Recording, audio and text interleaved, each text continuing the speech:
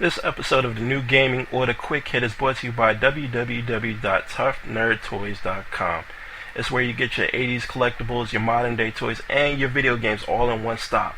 So head on over to www.toughnerdtoys.com and get your collectibles on. Again, that's www.toughnerdtoys.com.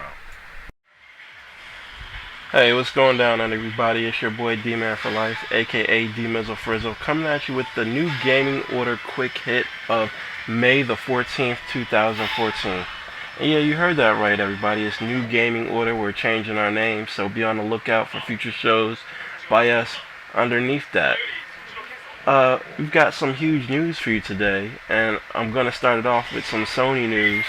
And it seems that the Sony executives, due to Sony's ailing financials, are going to be taking a 50% pay cut across the board in every division.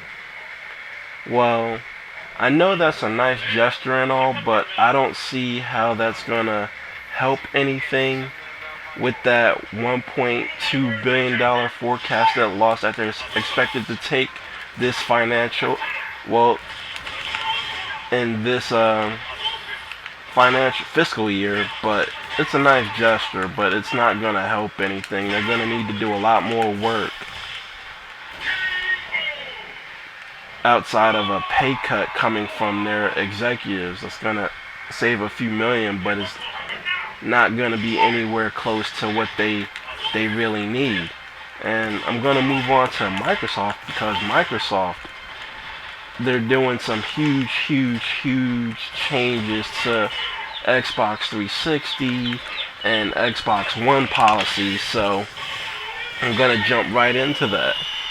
First thing is that you're no longer gonna need Xbox Live Gold to access services that you pay for outside of Xbox Live, such as Hulu Plus, Netflix, and potentially this will expand to any MMO that requires payment, like Elder Scrolls Online, that you'll pay for outside of Xbox Live. So that means anyone with basic Xbox Live service can now watch Hulu, HBO Go, and Netflix. And another thing that's attached to that was just announced today that Microsoft is doing is that they're going to be issuing refunds to people who signed up just for Hulu and Netflix. I don't know too many people who signed up for Xbox Live Gold just so they can watch Netflix and Hulu, but apparently Microsoft seems to be under that impression. So beginning with the June update, you'll be able to apply for a one-time only prorated refund of your Xbox Live service. And I guess that's Microsoft's way of saying we're sorry, and I'll have to say this, it's about damn time that they got on the page where you don't have to pay for Xbox Live in order to watch Hulu and Netflix and play your MMO games.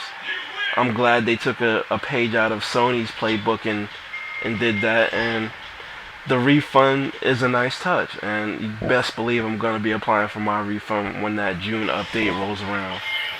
Another big thing about Microsoft is that they're expanding their Games for Gold program to Xbox One starting June 9th. Beginning June 9th, Xbox One is going to have its own Games for Gold, and the two games that are going to be coming out are Halo Spartan Assault and it's that drawing game that I forget the name of it, but you know what I mean, guys. Don't hold it against me. But that's good. And on the Xbox 360 side, they're going to be offering a third game, as well as increased discounts for the games with Gold program. So I can't wait to see that.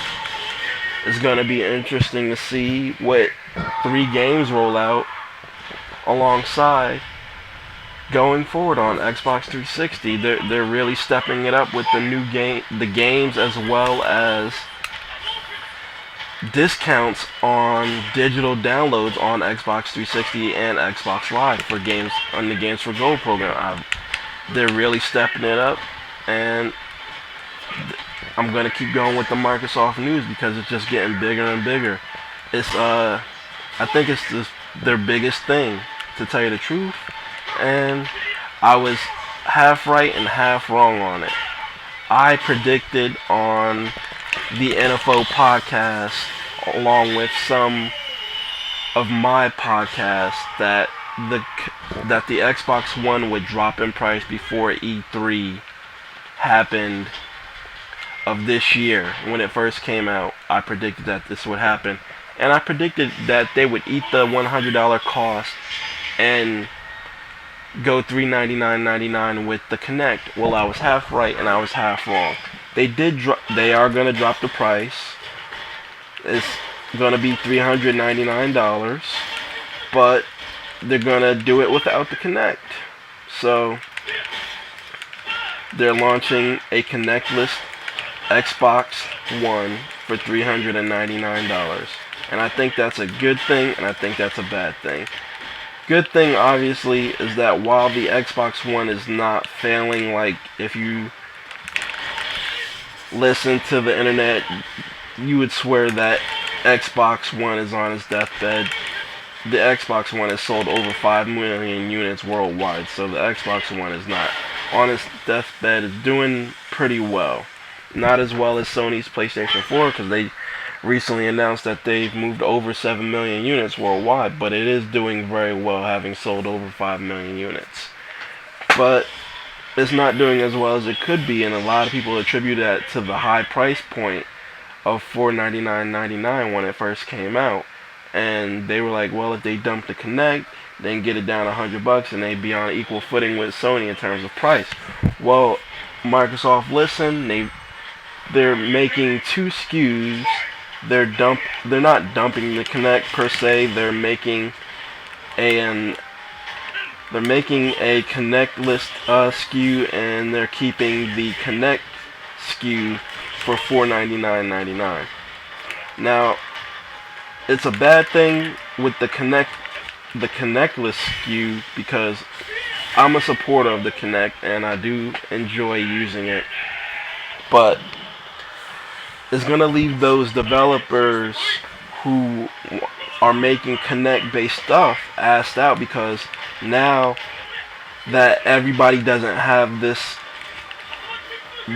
peripheral, it's not gonna entice developers to make stuff for it, because they're gonna be like, well, only early adopters mainly have it now, and we're not sure how many people are actually gonna get this thing, so we're going to include minimal features to it, but we're not going to build a game around it. And that's kind of disheartening way of thinking to me, but I can see a lot of developers going that route. And if you haven't subscribed to the channel, go ahead and do that. And voice command to the new gaming order channel, as well as follow us on Twitch TV.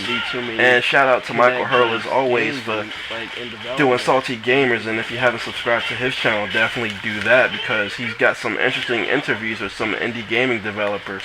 This is your boy D-Man for Life, aka Dmizzle4Rizzle, signing off, and I hope you have a good evening.